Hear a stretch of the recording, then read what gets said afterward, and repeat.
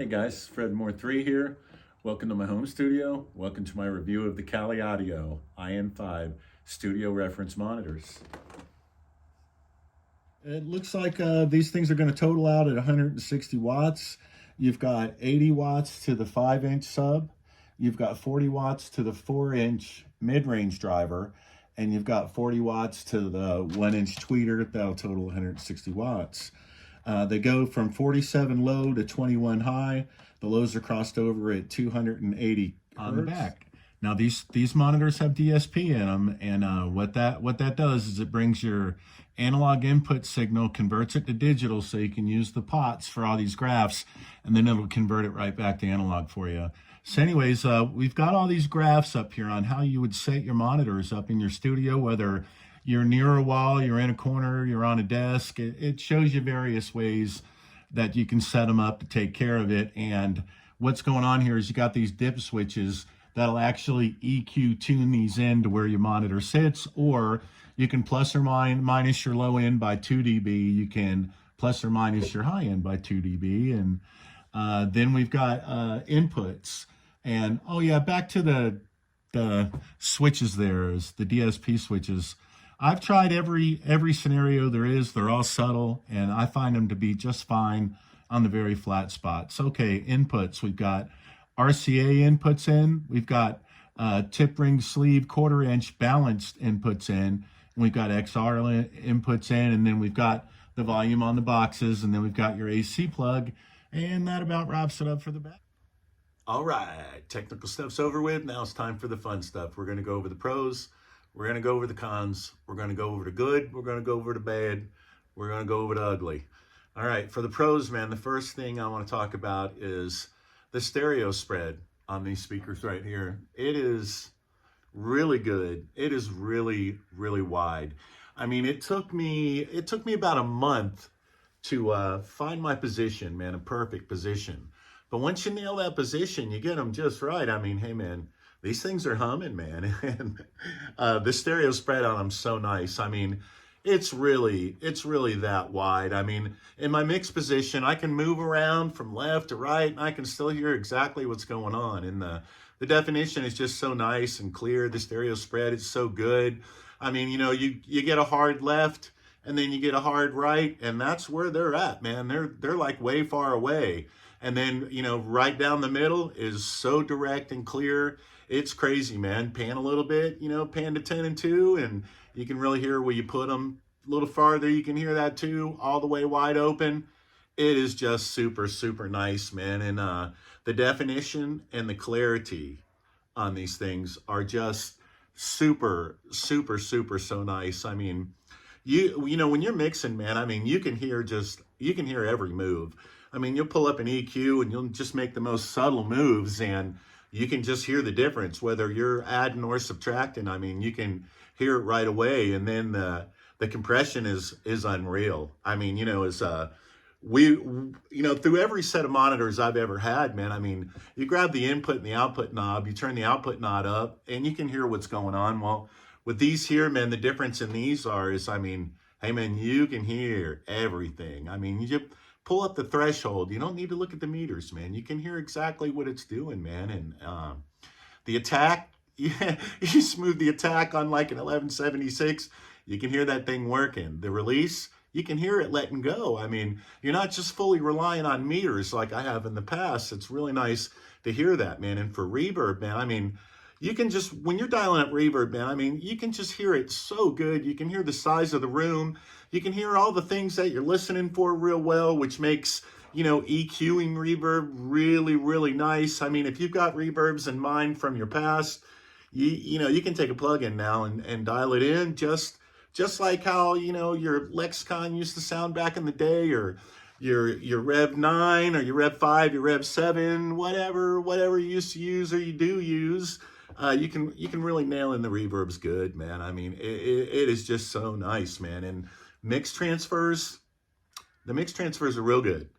If, you know, these things, they really sound a lot like NS10s. I mean, depending on how you look at it, I was either fortunate or not to have sat in front of NS10s for 4 solid years every day. I know what they sound like. These sound a lot like NS10s. And I trust them, man. I mean, I trust the mixes. I'll run a mix, man, and I'll get it sounding good in these monitors, and then I'll just check it on my iPods, check it on my phone. Hey, man, that's good to go, man. I mean, that's quick, that's easy, it's good to go. They transfer nice, man, and which gets me to the trust part, man. I trust them. Another thing on the pro side of these that's really, really neat is, hey, man, they don't get hot. They've got a fan in them.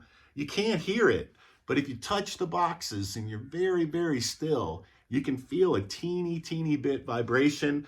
And I may have heard the fan super quiet, super late at night or something like that, but you can't hear it. And it is really, really nice. I mean, other speakers that I've left on overnight, I was doing a session in here till like 3 o'clock in the morning and just so burned out. I shut everything off, I thought, and I went to bed. And the next day I came back into the studio and the monitors are sitting there on. And I'm just like, oh man, no way.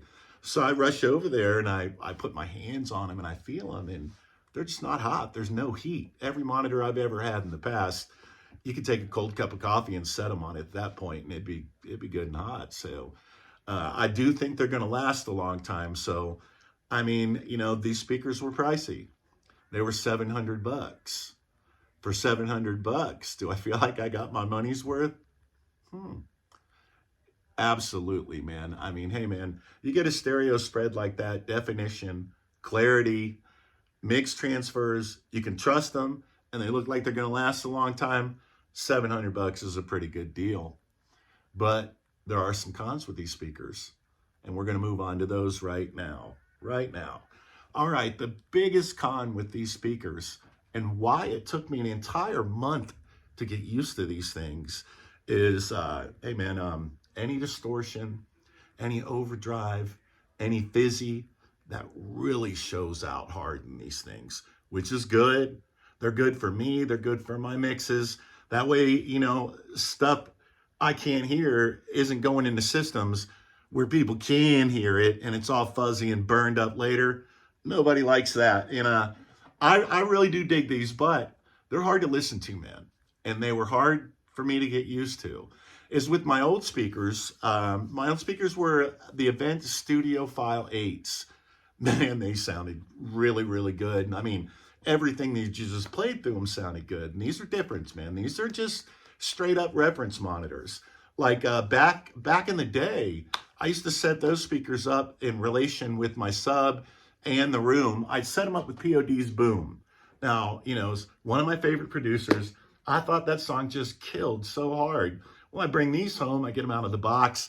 I'm all excited. I get them set up, I get them plugged in, I get them turned on, and I pull up Boom, and whoa, man, it just doesn't sound good. And I'm just like, oh man, this doesn't sound good at all. So I pull up another record that I love and I know sounds good. I pull up King's X Dogman, pop it on there, and hey man, it just ain't there. So right away I'm thinking, oh man, I'll tell you what, I'm glad I saved the boxes because I'm sending these things back. So I started doing more research on it, and I did a ton of them before I bought it. And I went to Mixbus, and David over at Mixbus, man, he reviewed these, and he said something that no reviewer said that made total sense and actually made it sensible for me to keep using these. He said the same thing. He said these things really monitor distortion well. So, me thinking that myself and then seeing David say that, it's like, that's what the deal is. So they're great mixing speakers. They're great tracking speakers. You can master on them, but they are not good listening speakers. And there's my con. Yeah, it's I love listening to music. I listen to music all the time, but I'll be doing it on something different than these because they just, they don't sound good to listen to already made somewhere else music, man, especially if the engineer, and we're all doing it, if we're all trying to get that analog sound and we're using too many tape machines and stuff like that, man. And I mean, we wind up with any kind of distortion in our mix. These show it real good. And like I said, man, it's good for me mixing, and I will be using these for a while, especially after it took a month to get used to them.